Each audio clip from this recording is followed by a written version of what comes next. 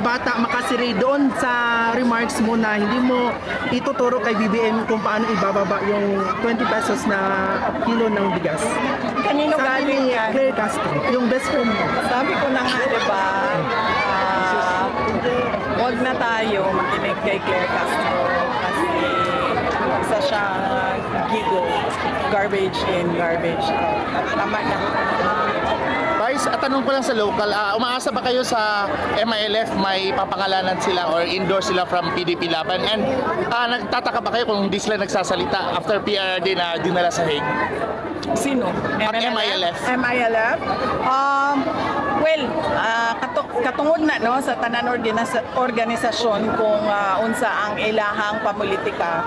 Ang importante lang nagkasinabot sila sa ilahang sa sulod sa ilahang organisasyon kung asa padulong ang ilahang mga suporta. Wala ta mamugos bisan ka kinsa. Kita nagapresenta lang sa katauhan kung paunsa sila una magpili og mga leaders base lang sa historical mistakes nato in choosing our leaders. And next is Wala sila yung nabanggit about after your father na straight dinala sa Hague. na vote sa PDP, sa Duterte Senators.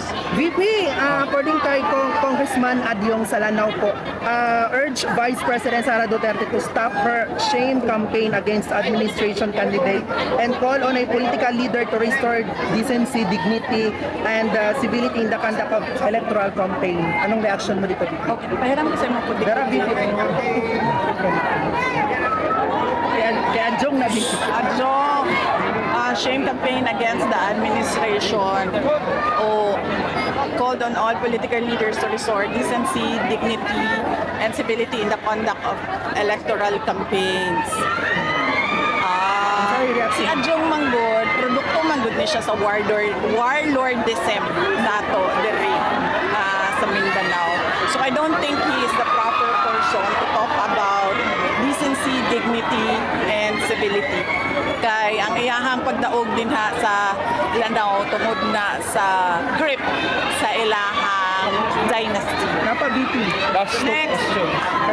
Contrary to her very outspoken nature, House Deputy Majority Leader Paula Ortega, the 5th of La Union on Monday said impeached Vice President Sara had seemingly adopted what may be described as a deafening silence when China made illegal activities in the Philippines, Sandy Cay, which is part of the Spratly Group of Islands.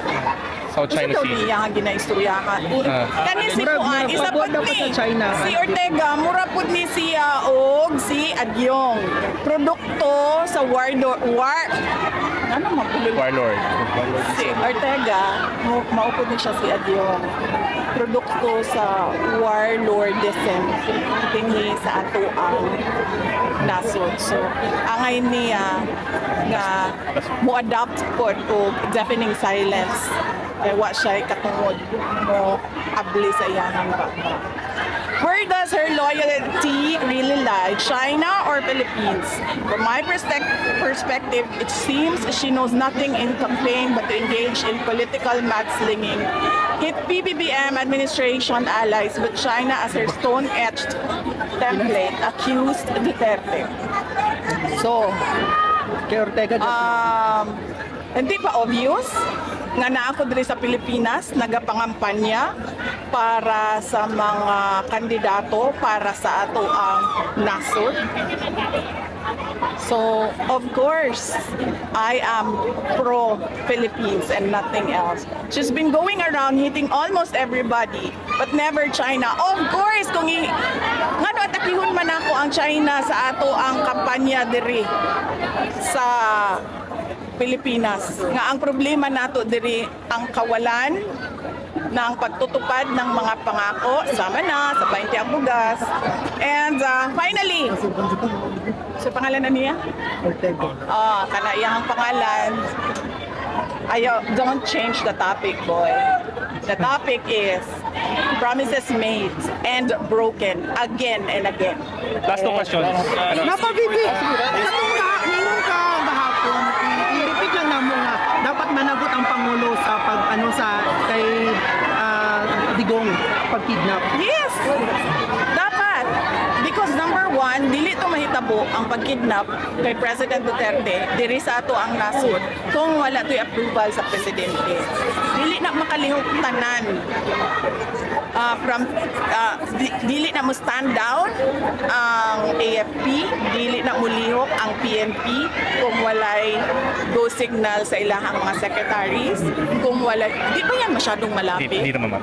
Wapa kay Kadra BPO. Yan. Tama, lapit.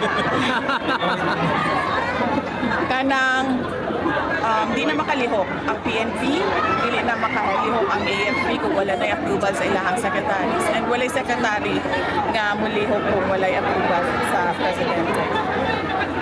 And yes, Last. dapat siya managot kasi that is an impeachable offense. It's a culpable violation of the Constitution and betrayal of public trust because they allowed a foreign jurisdiction to intervene in our national sovereignty. We did not have any obligation to cooperate with the ICC because we already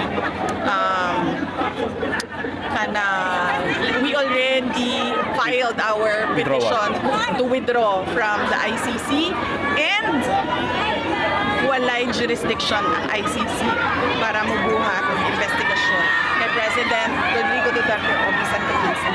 So yes. Last question. Nakalimot na po tayo sa Visayas and Mindanao, even in Manila. So ano yung mga common na hinaing ng mga mamamayan na i-address ng Duterte and Senator candidates given a chance in the Senate? Yes, ma'am. Ang kanila is kung ano yung nasimulan ni Pangulong Duterte. PRD promised build, the big ticket infrastructure projects. PRD promised peace and order sa ating bayan. And naturally, when there is peace and order, development o kalambuan, kaunlaran ay sumusunod din. Mag-attend po tayo sa iba pang remaining Last. PDP rallies po with Kitty Duterte. Hindi ko pa, wala pa ako schedule pagkatapos nito, ma'am. Kasi ito pa lang yung katapusan ng schedule namin mula Visayas, mula Leyte, papuntang North Cotabato. So, mag-schedule pa kami ng aming mga gagawin sa May 7, May 8, May 9, at May 10. Thank you. Thank you. Thank you.